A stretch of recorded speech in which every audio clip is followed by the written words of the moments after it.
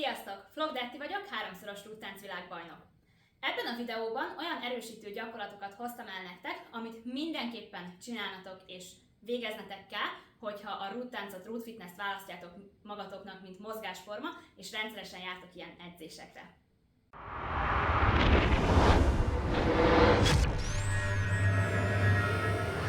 Forgatás helyszínét a Polt Center Minden, ami rúdtánc biztosította.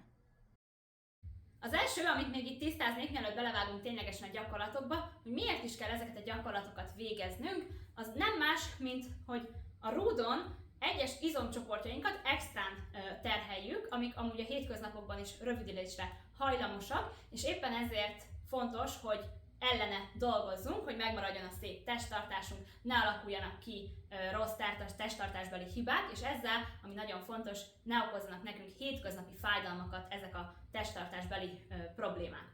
Úgyhogy nézzük meg, hogy mik ezek a gyakorlatok. Én azt javaslom, hogy akár a melegítésetekbe is beleépíthetitek, vagy az óra végi levezetésbe, erősítő blokkba is, tehát bármikor, de akár különálló edzésként is végezhetitek ezeket a gyakorlatokat. Úgyhogy megmutatom nektek a gyakorlatokat, és természetesen végezhetitek ezeket több körös ismétlésben is.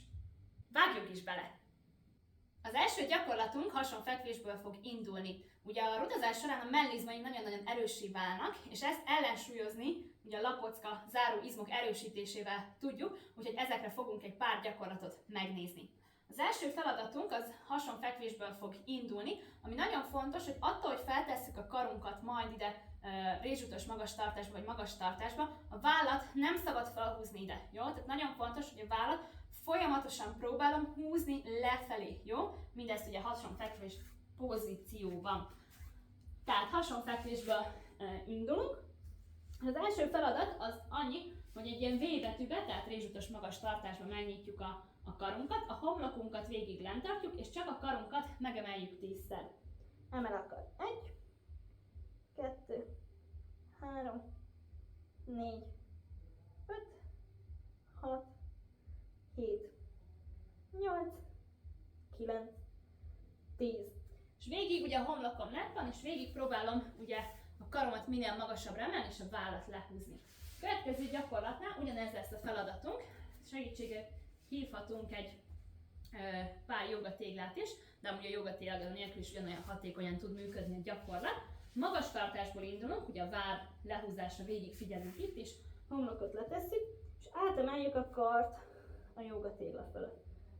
Jó, egy oda-vissza az egy, és itt is elvégezzük a 10 darab ismétlés számot.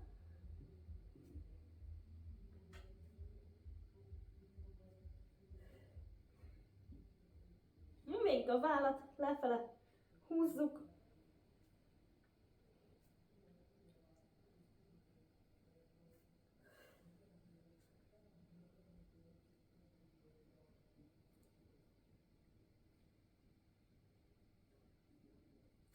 Jó, hogyha megy, akkor akár fel is állíthatjuk a téglákat, hogyha tudjuk olyan magasan emelni a kezünket, lehet fokozni még a gyakorlatot. A következő feladat ugyanígy fog kinézni, homlokunkat végig lent tartjuk. Az egyik karunk tarkon lesz, a másikat ide helyezzük a csípőnkre, megemeljük, és megcseréljük, és letesszük. Jó, itt is 10 darab csere, és a vállat között folyamatosan lefelé húzzuk.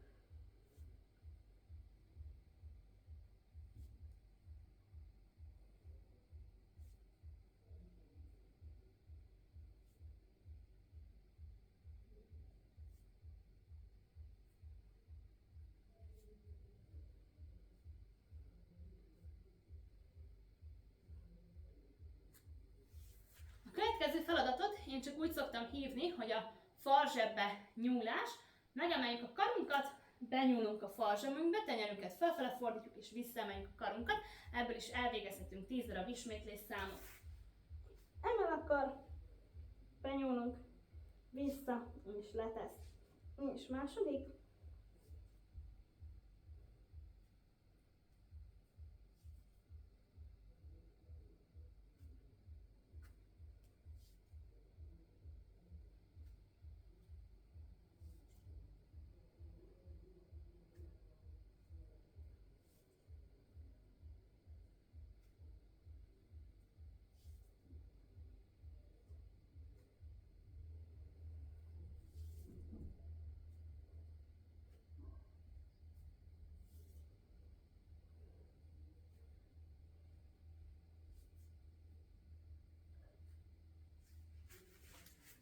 Szuper! A lapocka záró gyakorlatokkal meg is vagyunk, nézzük meg a következő izomcsoportot.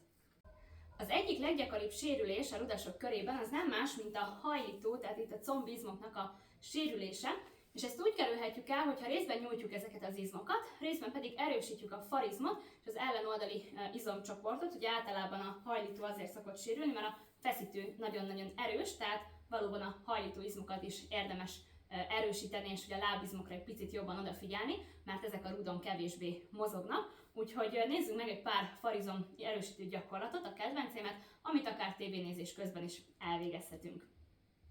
Az első gyakorlatunk hanyatfekvésből fog indulni, talptámasz, letesszük a hátunkat.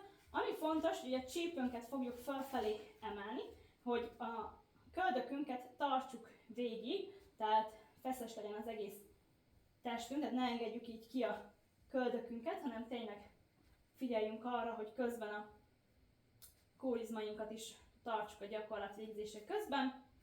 Itt ugye elvégezhetünk akár csak emeléseket, 10-et.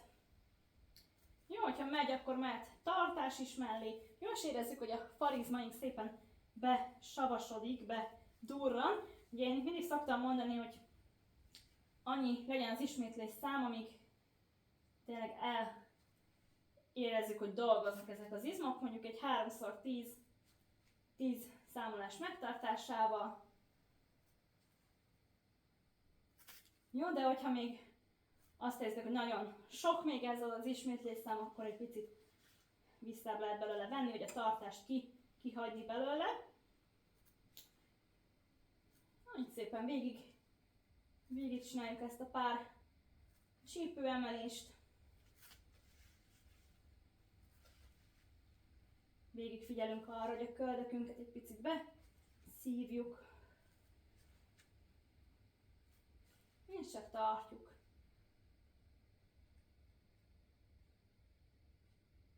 Ja, és lazít. Pici vértázunk a lábunkba, átmozgatjuk. És nézzük a következő gyakorlatunkat. Ez egy ilyen kellemes, valóban tévénézős póz lesz. Oldalra fordulunk, felhúzzuk derékszögbe a lábat, és a lábfejünket lefele lógatva emeljük a lábat, térdet, jó? Tehát ide emeljük, és próbáljuk meg tényleg oda koncentrálni a farizmokra, és érezzük azt, hogy valóban dolgozik itt a combizom. Jó, itt végezhetünk 10 darab körzést kifelé.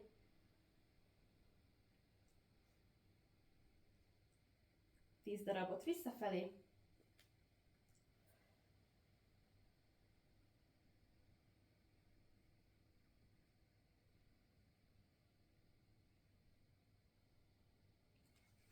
Ja, akár ezt is végezhetnénk több körben, hogyha úgy érezzük, hogy még nem elég hatékony a gyakorlat. És szépen ugyanígy megcsináljuk ezt a gyakorlatot a másik oldalra is.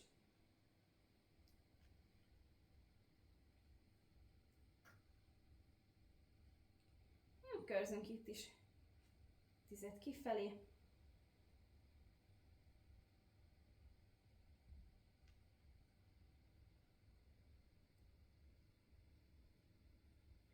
És 10-et visszafelé.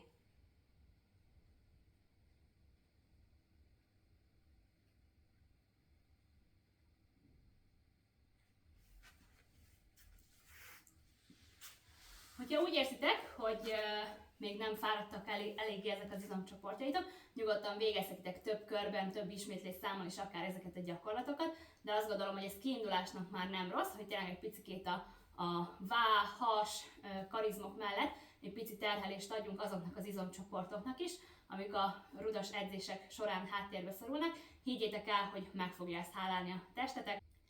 Remélem, hogy tetszett nektek ez a videó, és hasznosnak találtátok az itt elhangzottakat. Nem sokára találkozunk egy újabb videóban, ahol egy újabb érdekes témát hozok nektek, természetesen az edzéssel és a rúdtánccal, rúdfitnesszel kapcsolatban.